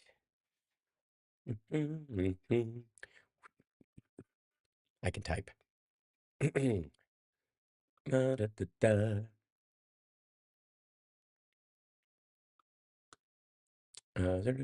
Nation's report card. Where we go? February 22, U.S. students in most states across our Democratic group, the math, try to find the. Okay, so what he's using largely are numbers based on COVID, post-COVID numbers temporarily. And that's the numbers we have for a couple of years ago. But 26% of eighth graders were proficient in math scores for eighth graders. They've since in the test first results since the pandemic began, math scores for eighth graders fell in nearly every state because everybody's home for almost a year. A lot of these places. Meager 26% of eighth graders were proficient, down from 34% in 2019. During Trump's time in office, that was still true, and it wasn't a priority. Fourth graders fared only slightly better, declined 41 states. Just 36% of fourth graders were proficient in math, down from 41%. Math fourth grade, basic and below. And again, basic and below, proficient and above is the number. So let's look at this for a second. Just understand this. Proficient and above. Basic and below is carrying a lot of fucking water here. Basic understanding of math and reading are basic math skills, and basic is the averaging standard anyways, which makes up the center of a bell curve or whatever standard they're using. There's a chunk of it, maybe a third of it, that qualifies as basic. So, again, I want to be clear. The result of today's national report card are appalling and unacceptable. Miguel Cardona, the Secretary of Education, this is a moment of truth for education. How we respond to this will determine not only recovery, but our nation's standing in the world. The exam, which is administered by federal officials, which is, again, if you want to raise the standards, get rid of the standards. That's what he's doing. If we weren't testing so much, we wouldn't have so many COVID cases. Sound familiar? And is considered more rigorous than many state tests. Is more rigorous than state tests. Sampled nearly 450,000. 4th and 8th graders in more than 10,000 schools between January and March. The results were detailed for each state, as well as more than 24 large school districts. With fundings slated to expire in 2024, research suggests it could take billions more dollars in several years for students to properly recover. Billions more dollars. It's embarrassing to me that they like to pretend that we spend more on a federal level per student, which we do not. The Department of Education is not the center point by which we do most of our spending for school. It is a marginal aspect. Well, here, shit. Let's look at it.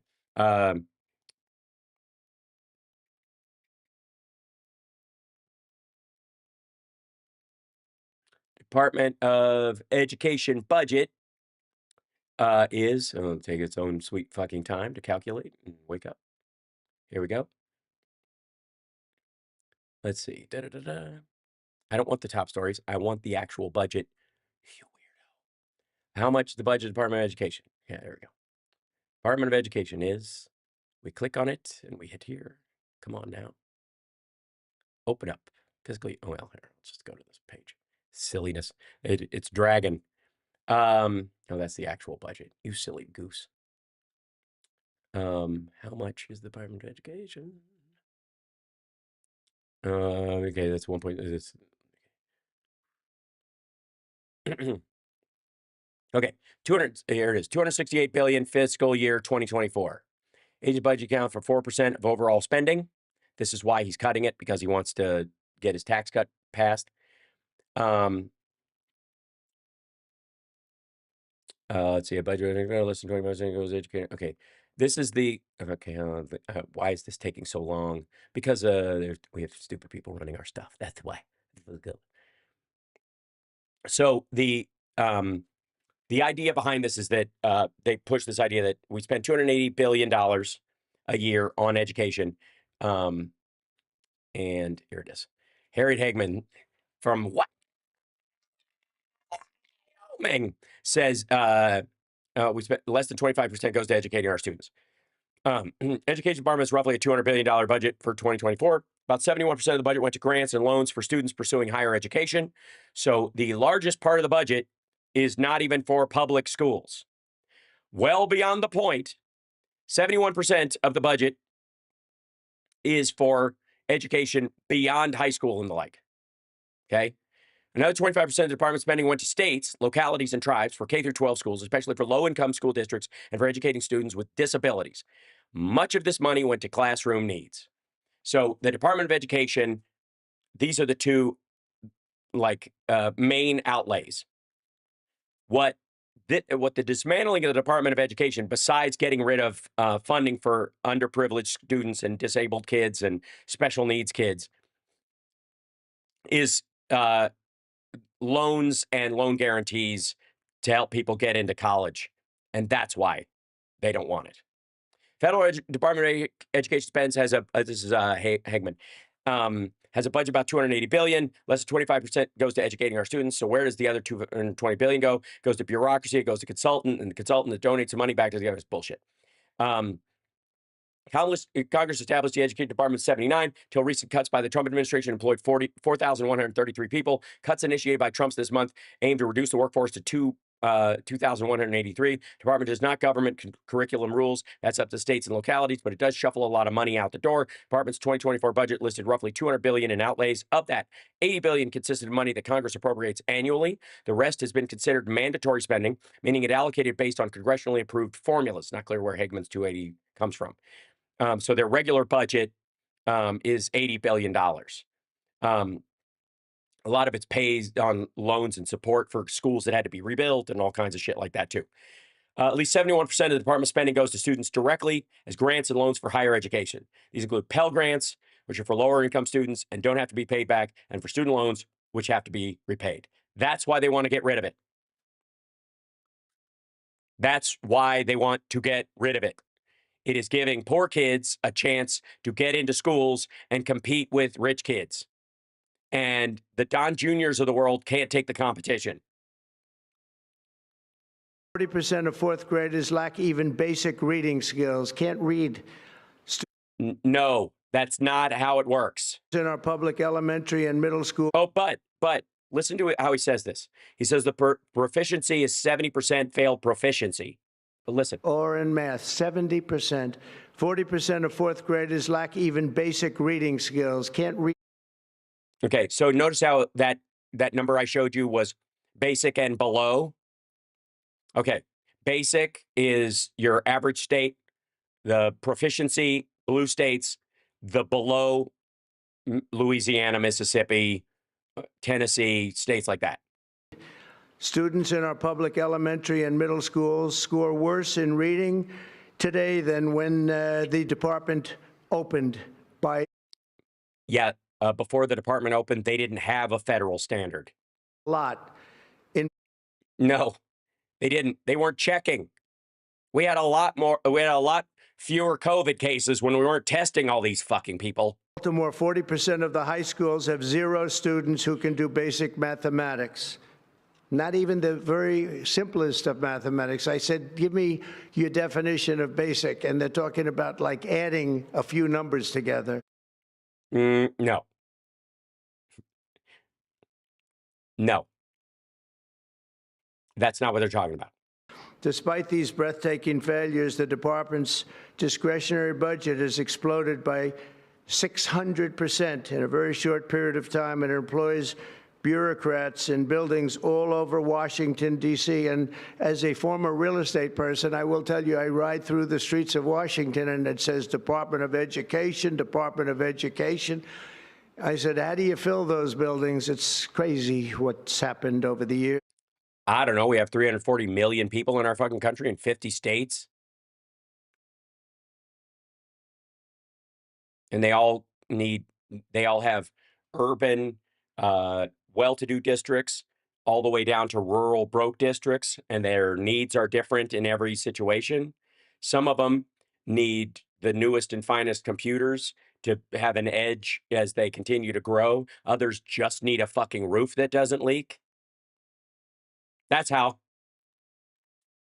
I'm pleased to report that after offering these federal employees too generous. Also, who's the camera? Who keeps walking across the camera platform? Buyout options, and they were very generous, and they're good people, but they were very generous. My administration has initiated a reduction in force, and we're already cutting numbers that were really surprising to a lot that we were able to do it so successfully. And we've cut the number of bureaucrats in half. 50% have taken office, which is great. Have taken office, which is great. Also, could you do some basic math for us? Mr. Hold on. Let's see if I have this. 20 minutes later, they say, remember the first question? Not the first, but the 10th question? Give us that again. Can you do that again? And you go person, woman, man, camera, TV. Under the action I'm taking today, a small handful of Democrats and others that we have employed for a long time, and there are some Republicans, but not too many, I have to be honest with you. But the department's useful functions and such as, and they're in charge of them. The useful functions? Title I funding, resources for children with disabilities and special needs will be preserved fully. You mean all of it? All right. How many people think that the funding for the DE will actually accidentally go up because he'll ask for something because he wants the attention or people to like him, and he'll just order something, and the Republicans will go, that's higher than what we asked for, even in the budget. I thought you were trying to get rid of it.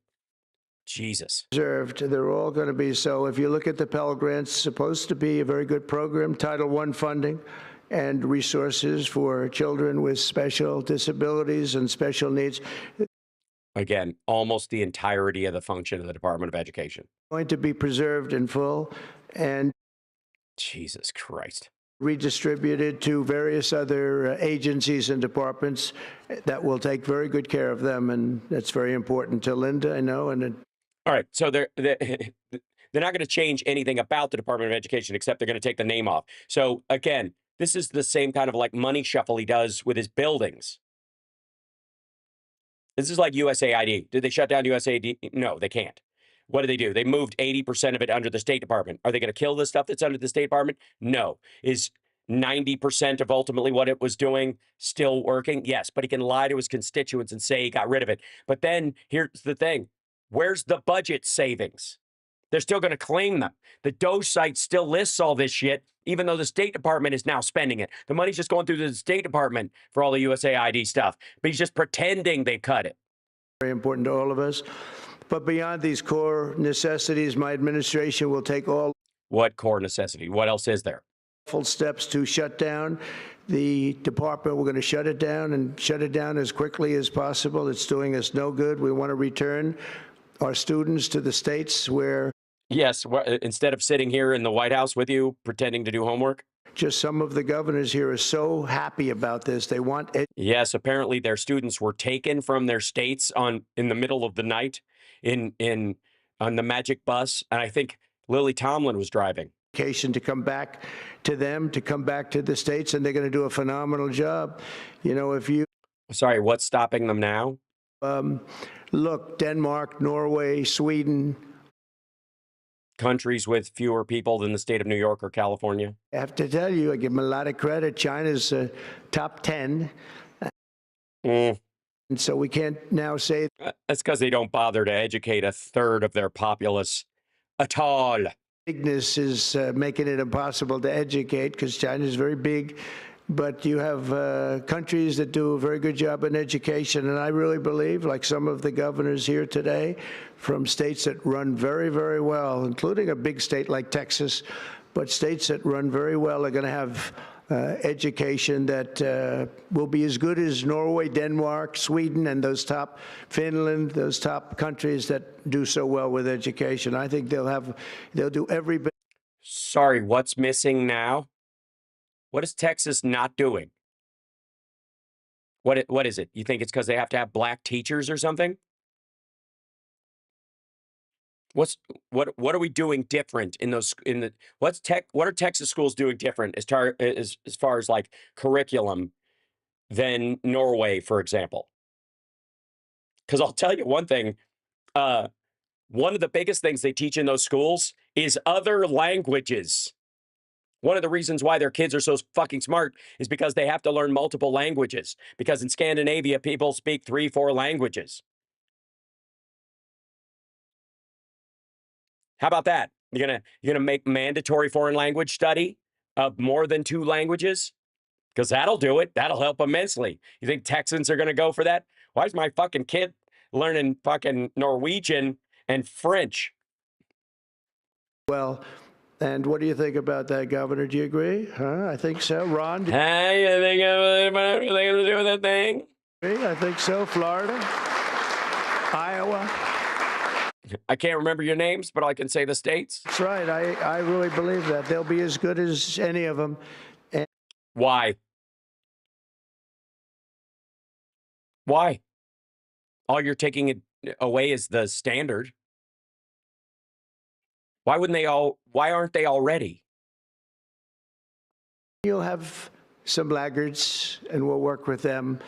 Most of the biggest voting blocks that you have. And we can all tell you who the laggards will be right now. Sure. Louisiana, Mississippi, Tennessee, Kentucky, West Virginia, Oklahoma, Arkansas. You see a trend? Probably, but let's not get into that. No, let's not, because they're sitting here and we'd have to embarrass them. But we'll work with them, and we're going to make them, they'll do a job, I think. How? How? You're getting rid of the Department of Education. How are you going to do the work with them? What are you going to do?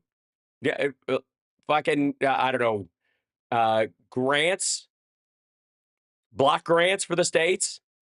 Work do a with them. job, and they'll go to sections of the state, for instance. You can't polish a turd.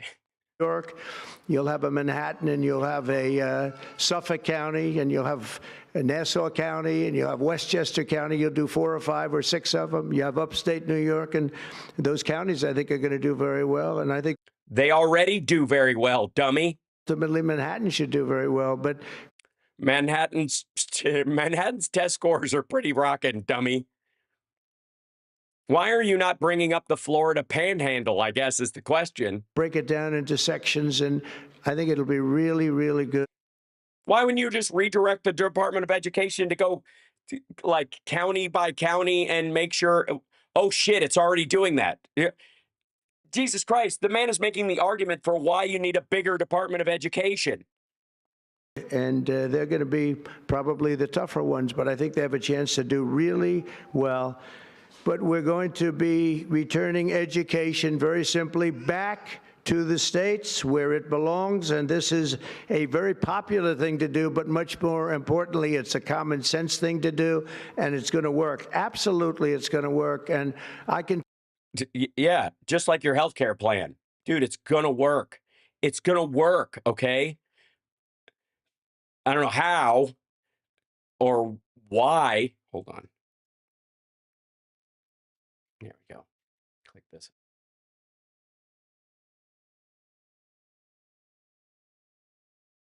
From dealing with the governors and others in the state, they want it so badly. They want to take their children back and really teach their children individually.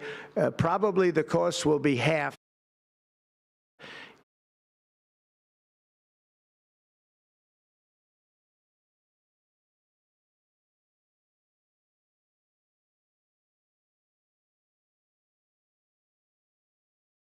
Sorry, my mic got muted. That was weird. Homeschooling, yes. Homeschooling is really fucking cheap. And the education will be maybe many, many times better. So we look forward to this. Can you do the multiplication on it for us, or you know? I want to just make how many times? 5 times? 10 times? 12 times? 1.6 times? Personal statement. Teachers, to me, are among the most important people in this country, and we're going to take care of our teachers. And I don't care if they're in the union or not in the union. That doesn't matter. With what? What do you mean you're going to take care of them? With what? But we're going to take care of our teachers, and I believe the states will take actually better care of them than Do you? With what? They are taken care of right now. They'll work all sorts of systems and even merit systems. Those great teachers are going to be maybe a little bit better rewarded, or maybe that's the way it should be. But the states are going to. Hold on. So let me get this straight. You think by dismantling the Department of Education and eliminating federal teaching standards and pushing for, I guess, charter schools and homeschooling, that teachers' salaries are going to go up?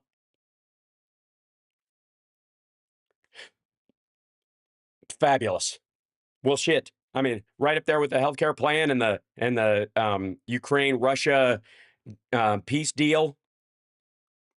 That decision, but we're going to love and cherish our teachers along with our children, and they're going to work with the parents, and they're going to work with everybody else, and it's going to be an amazing thing to everybody.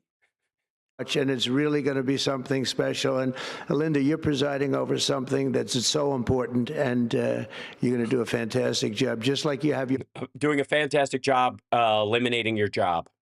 Whole life. I know your whole life. I've been watching you. I've been watching you for a long time. She's had nothing but success. So it's tremendous to have you. So we're hoping you're just as successful at failure.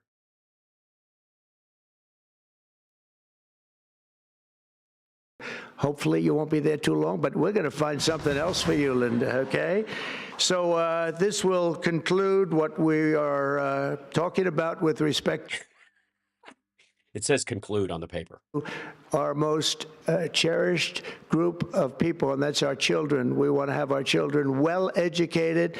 We want them to love going to school. We have examples of it. Look at those beautiful, bright-eyed faces. They are so smart. They're so smart. And You mean the kids from the private schools wearing the jackets? From the private schools? Let me guess, all charter schools students. With that, I'm going to come down and we're going to sign a very important document and we're going to be on our way. People have wanted to do this for many. It's not going to do anything. Like, again, you can't sign away a department, dummy. Years, for many, many decades. And I don't know, no president ever got around to doing it, but I'm getting around to doing it. So it's not that they didn't get around to do it. They all know it's a stupid idea. You're the only person dumb enough to think it's a good idea. Thank you very much.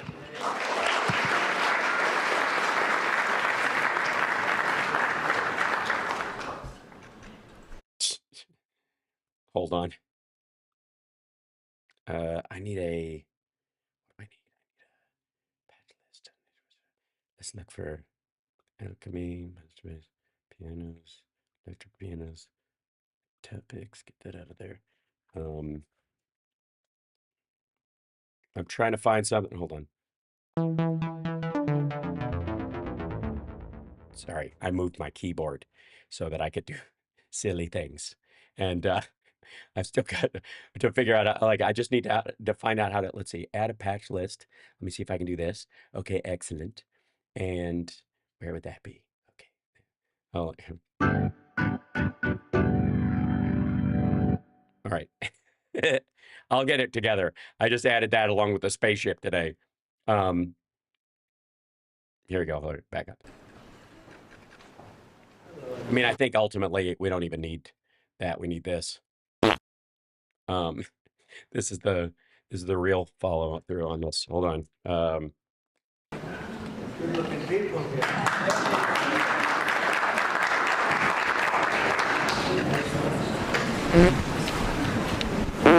Should I do this?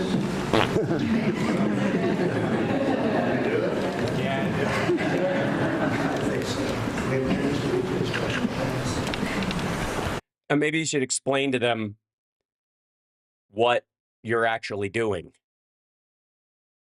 Or let a random group of kids come in. I'm just saying my kid was there. The whole thing wouldn't go off without a hitch, as they say. It was very lucky. I signed another document that turned out to be very good for the country, and I said, let's use that same pen. I don't know, is anybody superstitious? Ron, are you superstitious? Superstitious?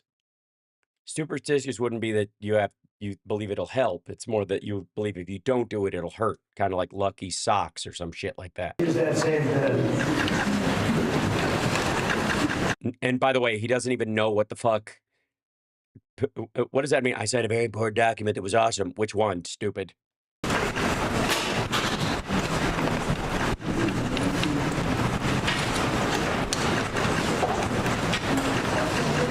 And he's got a box of giveaway pens.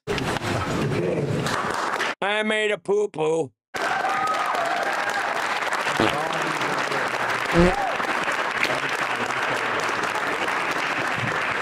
Wait, they're all holding up a copy of it, so they all got to sign it and hold it up. That's what there's. Jesus Christ, this is pathetic.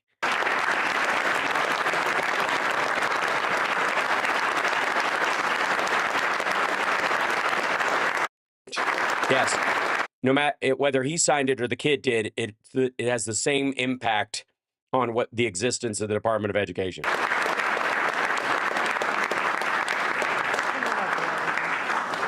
Can you come up just to say?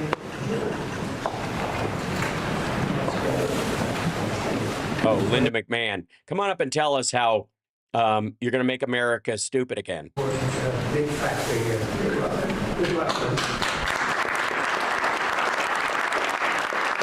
I know you're going to be so incompetent that it takes someone like you to fuck this up so much that it would actually disappear without Congress making it disappear by an actual law. So I want to thank you for being such a fuck up. I think it's one thing we have in common the most.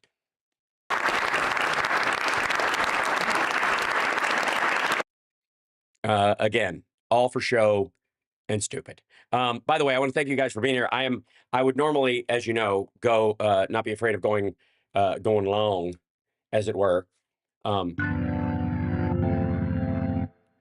need a better sound than that for that. But I'm trying to do my best to rest my voice, and it's healing. It's working.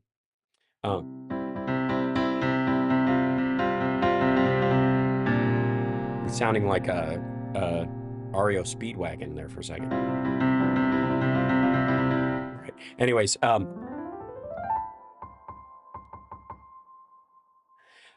isn't it awfully nice to have a penis? So I'm going to stick to a relatively normal schedule. Tomorrow, radio.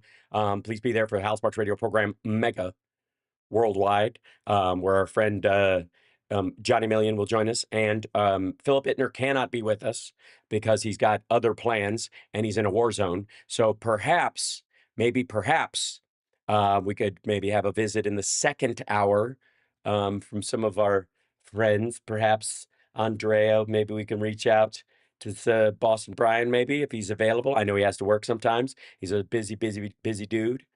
Oh dear. But at the very least, we can definitely, Johnny and I, believe me, can talk for 2 hours. Not a problem. So bring in potty mouth, absolutely. So we'll see. But anyways, much love to you guys. I will see you tomorrow. Take care of yourselves and take care of somebody else. And to all the trolls and maggots that have joined us, thank you for increasing our reach in the algorithm. We couldn't do it without you. Instead of just being in a cul-de-sac of people of like mind, you push us out into that, especially when you type things, because that tells the algorithm not only am I needed and wanted and you love to view me, but that I'm engaging as well. You like my my Gavin Newsom hand gestures? I've been working on it for when I run for president. I'm sure we're going to be competing against each other in a lot of ways. So I'll work on my my clasping and my chops and my diagonal chops so that foreign leaders don't think I'm threatening their lives. I got a whole thing. Okay, yeah, I figured as much, Andrea. So fingers crossed, we might get our dear friend in here, but you know, whatever works, baby, whatever works. Either way, we'll see you tomorrow for the radio show. And Monday and Tuesday, I will be doing the show from LA, and Friday I will be doing the show from LA. It's gonna be a crazy week, but the rest of the week I'll be here. Don't ask, it's a lot. Also, I don't. Yeah, we don't have currently a kidney button. The kidney's on hiatus. I will have it ready by Monday for by Wednesday, because that's when I'll be back here. But I'm trying. Wish me luck. Just getting my voice back together.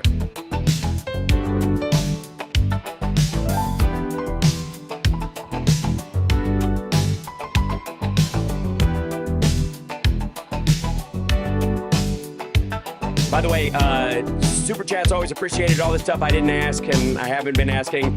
I was off for a week, so anything you guys can do to help is wonderful. But I'm here anyways, so we'll see you in the morning.